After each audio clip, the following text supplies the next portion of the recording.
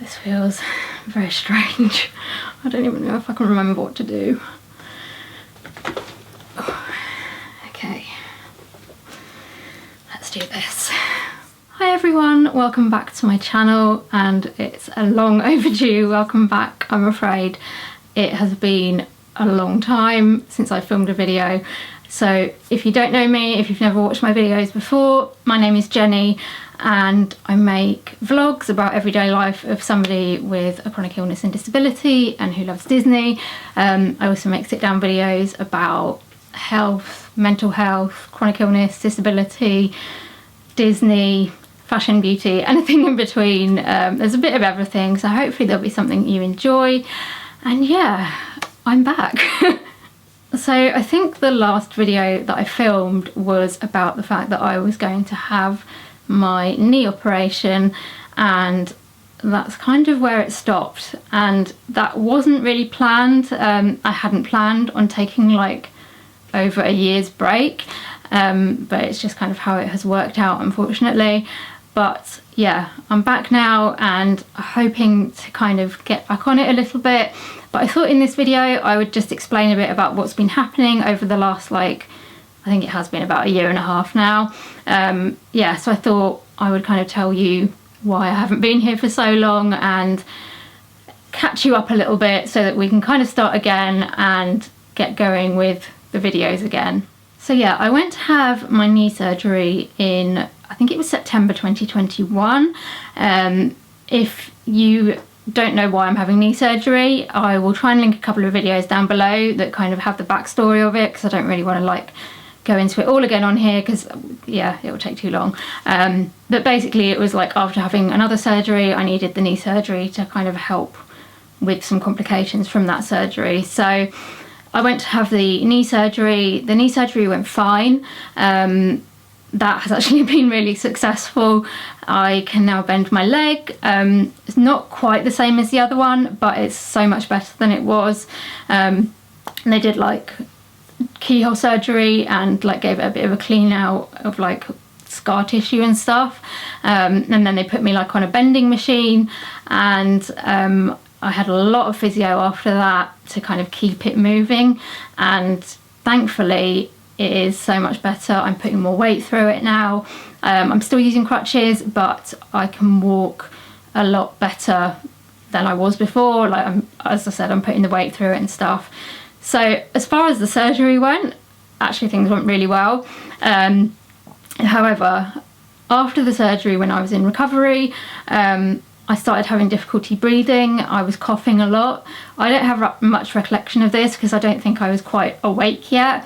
But when I kind of woke up and was like conscious of what was going on around me, I realised I had a nebulizer on, and the theatre staff said, "Oh, you seem to be struggling to breathe, so we've put you on a nebulizer." I was like, okay, fine, like it happens. I've got asthma. It wasn't like that big a deal. And so we did that. I went back to the ward and was kind of okay. And then I think I'd been there overnight, and then the next morning I ate my breakfast, and then I was just aware that I was like, I felt really tight chested and was really struggling to kind of get my breath. I was coughing a lot, and I was like, this isn't normal. And I was starting to panic because I couldn't breathe. And I was like, am I having a panic attack? I was like, no, this isn't a panic attack. And then I realised that it was like an asthma attack. And so they went and got another nebulizer, put me on that, and it's kind of just where things went a bit downhill. So while I was in hospital, I ended up having numerous nebulizers. They seemed to kind of help a bit. And then after a short amount of time, I would be like struggling to breathe again, and I just didn't seem to be improving. I ended up spending a lot longer in hospital than was planned. It shouldn't have been a very long stay because the surgery wasn't huge, but I ended up staying there a lot longer because of my asthma. They ended up getting the intensive care outreach team involved, who were amazing. They came like down to where I was on the ward. Basically they come to people on wards to try and stop them having to go into ICU. And they were lovely, like really supportive. We fiddled around like with my inhalers. I got put on steroids, and they did some chest x-rays and things like that. and things just weren't like improving particularly. But after changing some inhalers around and also being on the steroids for a little while, things kind of settled down a little bit. They definitely weren't like right, but they were better than they had been. So thankfully I managed to like avoid ICU and everything like that. And after like, I think I'd been in for about a week, and it was actually my birthday. And I was desperate to get home because it was my birthday and I didn't want to be in hospital on my birthday. And so kind of just stupidly, I guess, I was kind of like begging my surgeon to like discharge me. And like him and a couple of the other doctors were like, are you sure you want to go home? Like, you can stay longer if you think you need to. And I wish I'd listened to them now, because maybe things wouldn't have got quite so bad, but I didn't. I thought things were improving and that I'd kind of do okay. So yeah, I got discharged on my birthday. I didn't actually get home until like late in the evening. So that was my birthday kind of spent in the hospital. But yeah, I got home and I think I spent the night at home, and then the next day, like, things were just not getting any better. So I contacted my GP and they just were like, you need to go to A&E. So I went to A&E, and it is one of the worst experiences of A&E I've ever had. I think what I might do is make another video like all about what has happened with my asthma, because I've learned a lot since like all of this. But basically, I went to A&E and I wasn't believed. I got told that I was having a panic attack and that I needed to calm down. I got given a plastic bag and told to breathe into that, which just baffles me. And I just remember sitting there like I couldn't breathe. I was crying because I was just like, I don't know what to do. I can't breathe, but you're not helping me. And I ended up getting discharged, so that wasn't great. I then ended up going back to my GP the following day because they wanted to see me again because they weren't happy, and they sent me back to A&E again. I was terrified of going back to A&E because I'd had such a bad experience the day before, but thankfully this time I got seen by the medical doctors rather than the A&E doctors, and it was a much better experience. I got put straight onto a nebulizer and I was admitted to the respiratory ward, and thankfully it was so much better. They kind of listened to me straight away and took me seriously. I got put back on steroids again. I saw the asthma nurse who changed around my inhalers again, and yeah, after some time on the respiratory ward having more nebulizers, I was discharged and came back home again. And then unfortunately since then things kind of didn't really improve. They didn't get to the point where I was like going back and forth to A&E too much anymore, but I was still having a lot of problems with my asthma. I kind of lost the ability to speak, which is one of the reasons I didn't make any videos, because my vocal cords got affected and I wasn't able to speak properly. I was on steroids like on and off for I don't know how many months, and it was not much fun. We tried various different inhalers, just nothing was working. I was still really breathless and tight-chested. I kept getting infections, which I think is possibly part of the reason why I just wasn't recovering, because I was just getting like chest infection after chest infection. So my body just wasn't getting a chance to recover, and my lungs were quite inflamed. And this just went on for quite a while, and I was obviously exhausted because I was breathing so fast trying to get air in, that it was just exhausting me. In the end, my GP referred me to the hospital respiratory team because things just weren't improving, and thankfully I got an appointment with them pretty quickly, which I was so grateful for. I saw them and they were very good actually. Like, the doctor that I saw, they had done some like sputum samples and found that I had something called pseudomonas in my lungs, which they didn't know whether it was because I'd been on so many antibiotics or whether that was contributing to like the problems that I was having. And and they'd seen like all of the things that we tried and the fact that I had been on so many courses of steroids, and they actually just said, look, we don't think we can help you, it's kind of too complex. We want to refer you directly to the Royal Brompton Hospital, which is like a specialist hospital for respiratory and chest issues. At the time, I think I was a little bit like, oh great, like another hospital that hasn't been able to help me, like what am I going to do? But actually, like, that was the best thing that they ever did. They did also refer me for some respiratory physio, which I started before I was seen by the Royal Brompton, and that was really helpful in just not only like learning how to breathe again, which sounds really strange, but when you've been having trouble with your asthma for so long, your body kind of forgets how to breathe, so you end up breathing very fast, and so they helped with like regulating my breathing and stuff while I was waiting.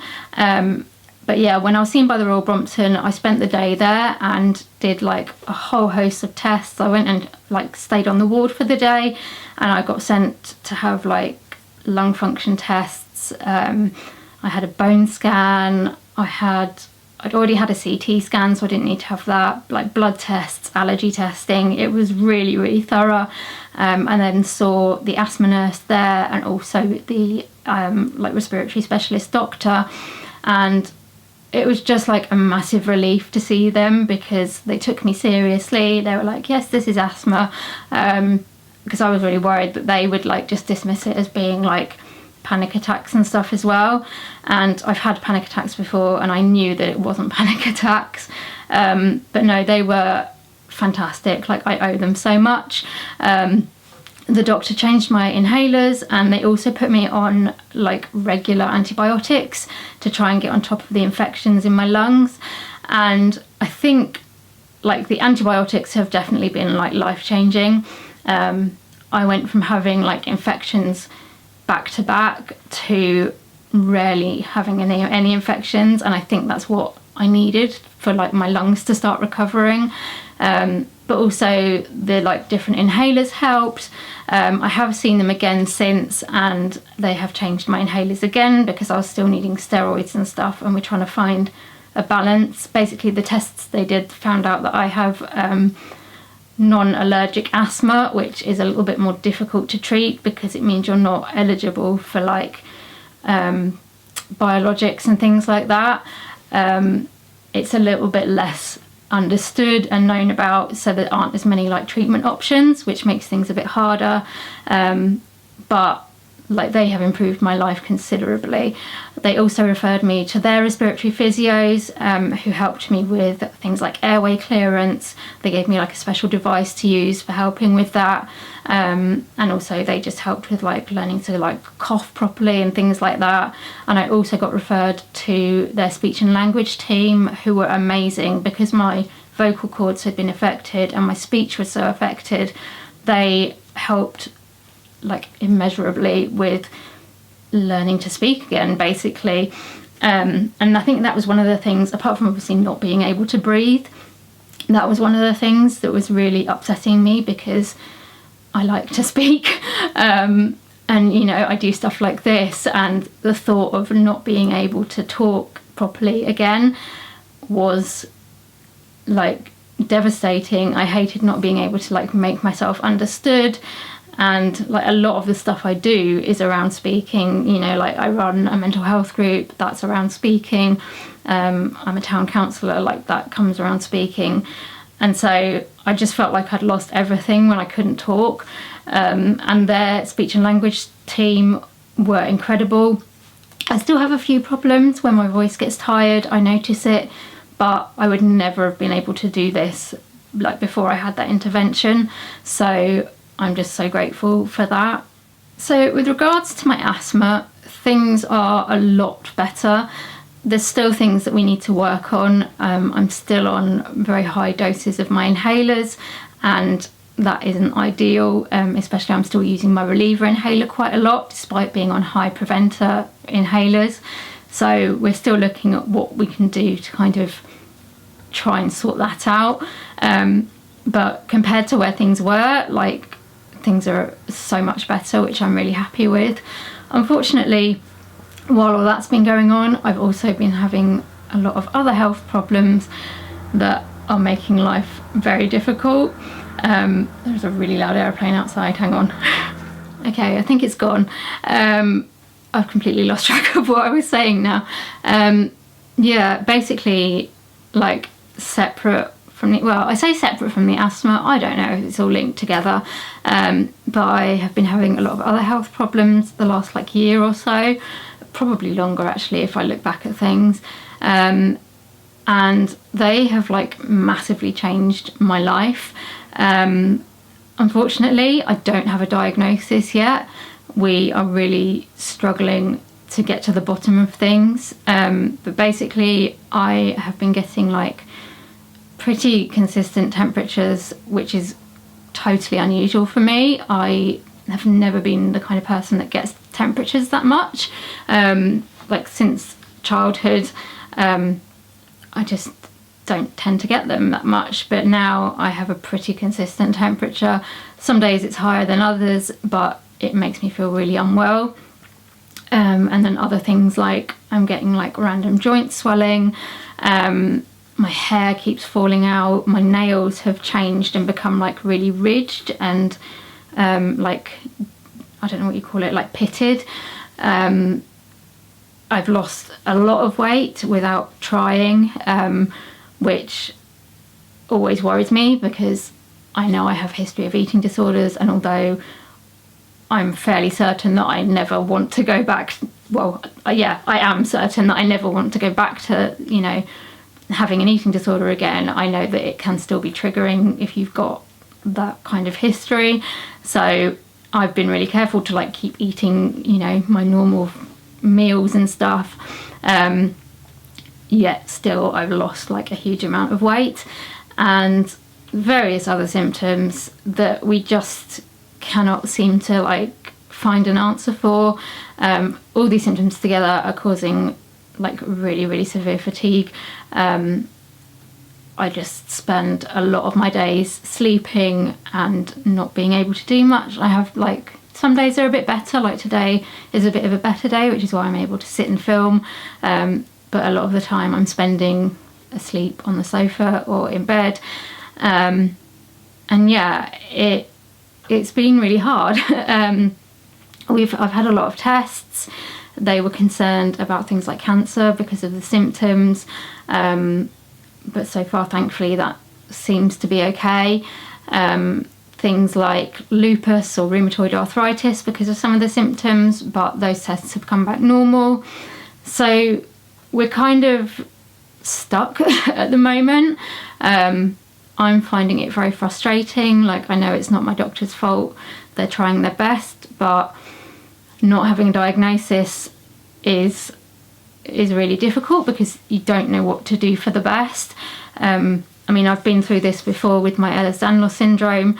I went for 25 years without knowing what was wrong with me, and you experience a lot of gaslighting and people telling you it's all in your head and there's nothing wrong and stuff like that. Like, this situation is just triggering all those memories again, and I think it makes me more worried because I've been through it before, you know, like knowing how long it took to get that diagnosis and what a journey I went on for that. I just can't do that again. It was too much.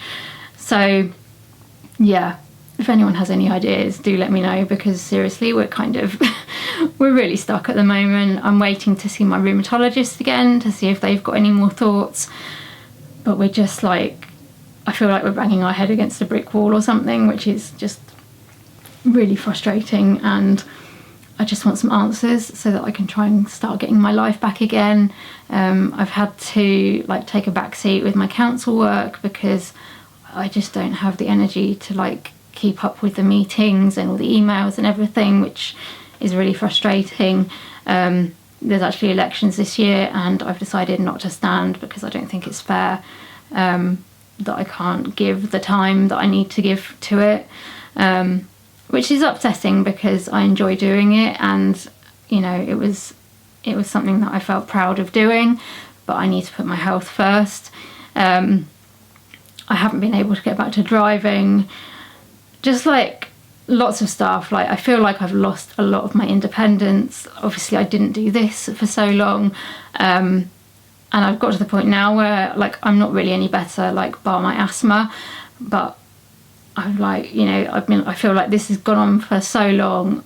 I need to try and get doing some of the stuff that I enjoy, because if this is going to carry on, like I can't just sit around and do nothing. I need to find things that I enjoy to help my mental health, because that's taken quite a bashing, and I'm really trying my best to do what I can to stop things spiraling. And I thought if I can try and get back to this, even if it's like a bit more sporadically than I used to, then that's something that I feel like I can achieve.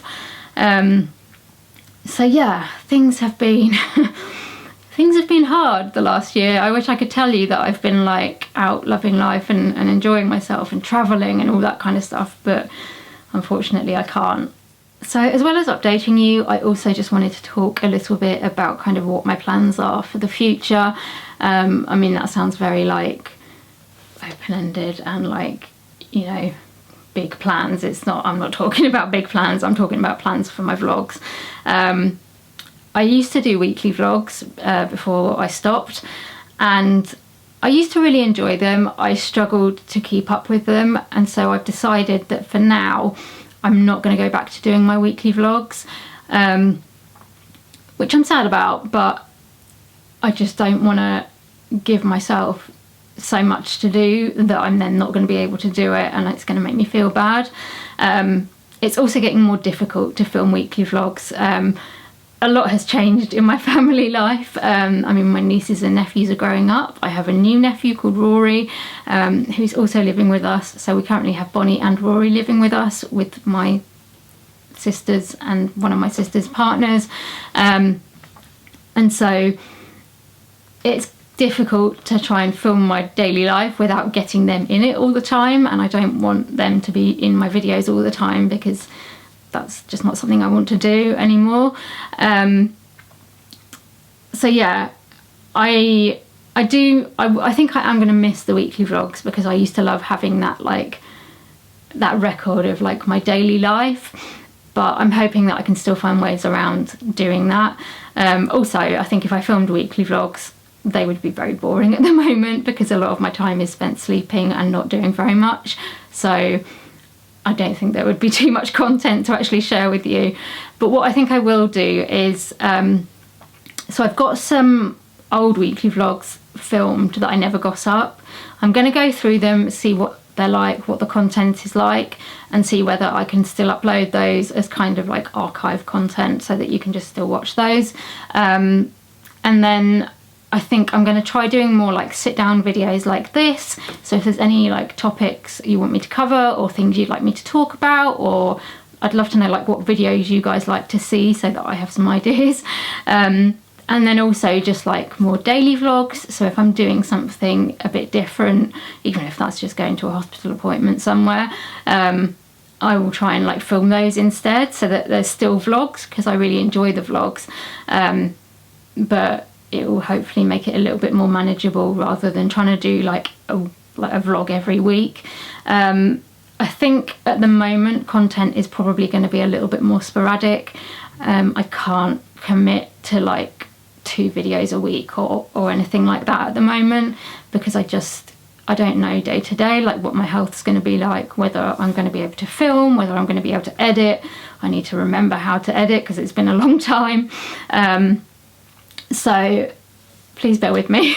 I will get content out like whenever I can, but it's just going to be kind of as and when I feel able to do it at the moment. I mean, I would love to get back to like regular content one day, and you know, maybe if we can work out what is going on with my body and work out treatment or whatever, maybe we can do that again. But for now, I think this is how it's going to work best. I hope that that is still okay. I have got a few like exciting things coming up this year, so hopefully, health being okay, I'll be able to film those and share those with you. But I just want to get back to doing this. I miss it so much. I've also got like loads of comments that I need to reply to that I'm really late with. but that's something that I want to like prioritize as well, just like replying to all those comments, because I really appreciate comments and I really appreciate people watching, and I want to give a little bit of something back, because, you know, I feel really, really guilty that I haven't replied to comments. So yeah, I think the theme of this is just like, please bear with me. I'm just gonna see how it goes and what happens, and hopefully it will be okay. So I think this video has probably been long enough now of me just rambling on. I really appreciate it if you've watched this far, and if you've hung around for all of these months while I haven't been filming. Really appreciate you still being around and watching. I am getting quite active over on TikTok. I'm really enjoying, I think because it's like shorter videos, it feels a bit more manageable. So if you've got TikTok and you want to watch me, I'll pop my link in the comments below, in the description bar below, so that you can come over and see me on TikTok. And I'm on Instagram, and I was going to say Twitter. I don't use Twitter that much, but I'll put everything below anyway, and you can follow me if you want. But yes, hopefully there will be more videos coming up on YouTube as and when. I hope you've enjoyed this video. Enjoyed sounds like the wrong thing, because it's been a bit of a strange video, but I hope you've found it helpful to kind of know where I've been and the fact that I'm back. Thank you so much for watching. If you don't already subscribe, please do subscribe to me and like the video and leave me a comment and all that thing. I can't even remember what I used to say. I'm like trying to rack my brains. But yeah, really appreciate you watching, and I will see you soon for another video. Bye!